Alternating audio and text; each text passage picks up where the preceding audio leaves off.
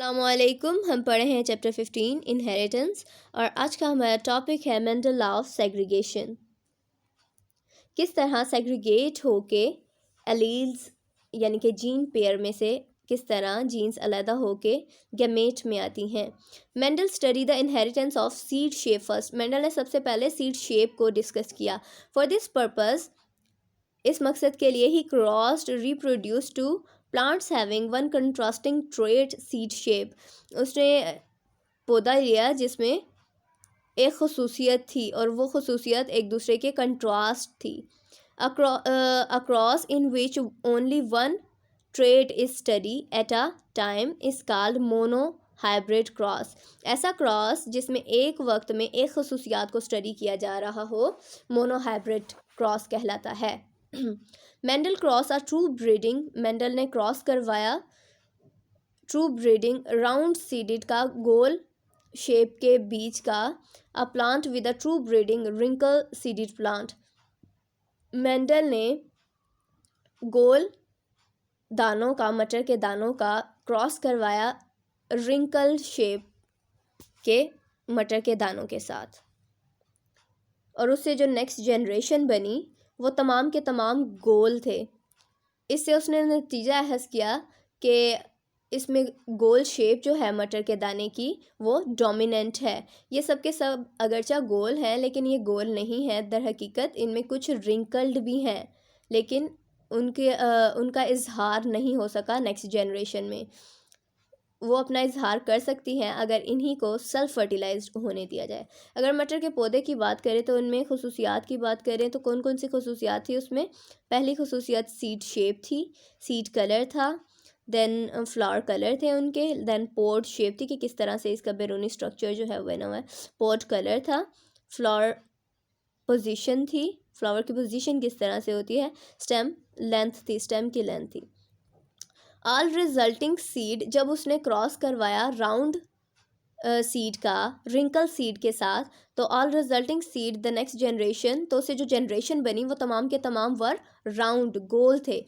Mendel declare the trait round seed. उसने कहा कि राउंड सीड्स जो है, राउंड जो खसूसियत है गोल होना जो है वो डोमिनेंट है, इसलिए सबके सब बीज जो हैं वो गोल बने हैं।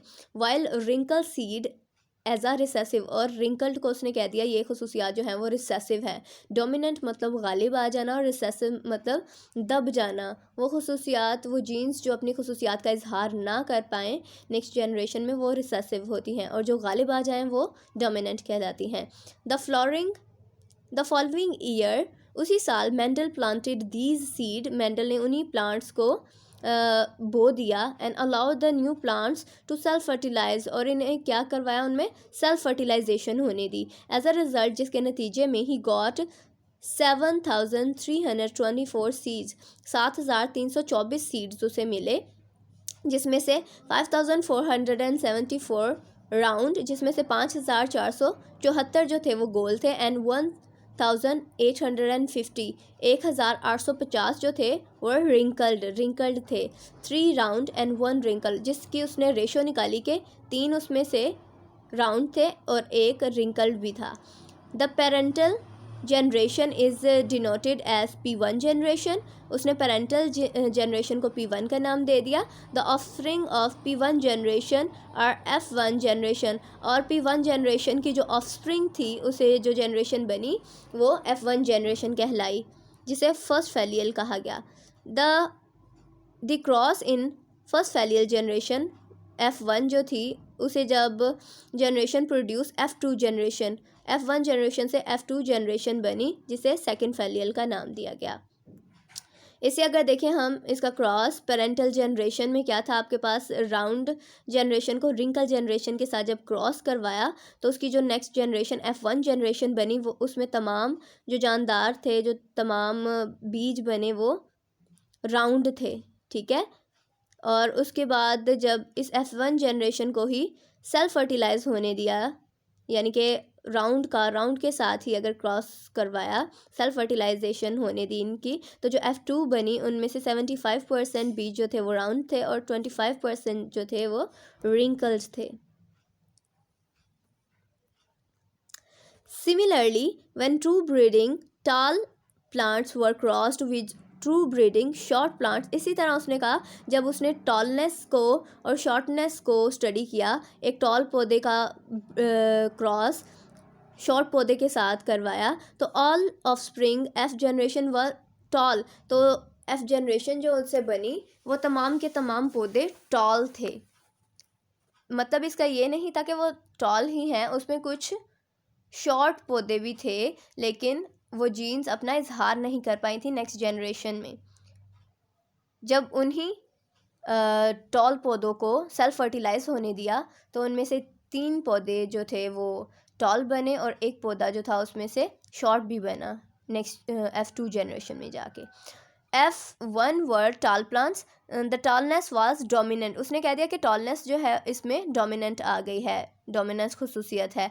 When members F1 generation were self fertilize, जब उसने F1 को सेल्फ फर्टिलाइज होने दिया, Mendel got the ratio of tall to short plants in F2 as 3:1।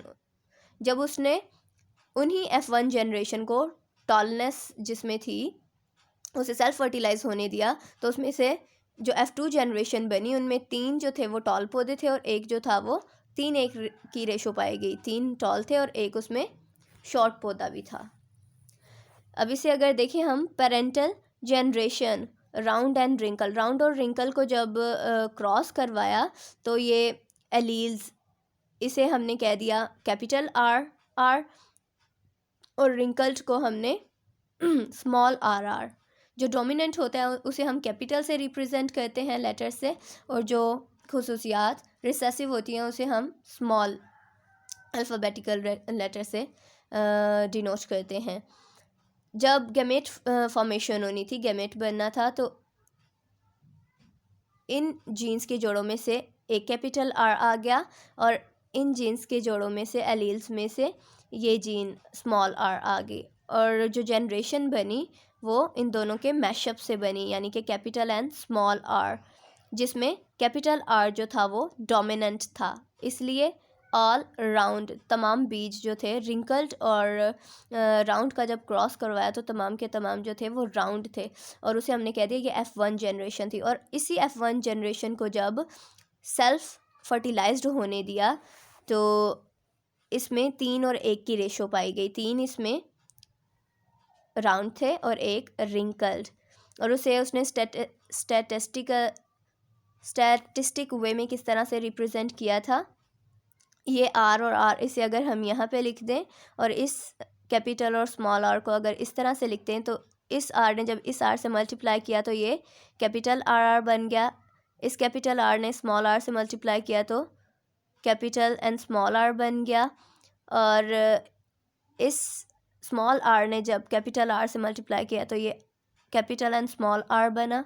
इस स्मॉल r ने जब स्मॉल r से मल्टीप्लाई किया तो दोनों स्मॉल r आ गए। इसमें जहाँ पे भी आपके पास कैपिटल R आ रहा है मींस ये तमाम के तमाम डोमिनेंट हैं, ठीक है।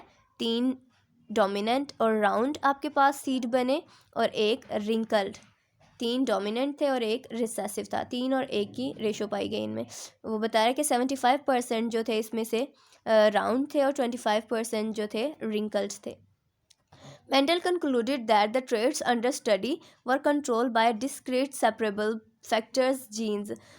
In each organism the gene are present in pairs. उसने बताया कि जानदारों में जीन्स जो है वो जोड़ों की शक्ल में पाई जाती है। ड्यूरिंग गैमेट फॉर्मेशन, जब गैमेट बनना होता है तो the genes alleles of each pair segregate from each other and each gamete receive one gene from the pair. और जब गैमेट फॉर्मेशन होती है तो हर एलील पेयर में से एक एक जीन आती है और गैमेट बनता है।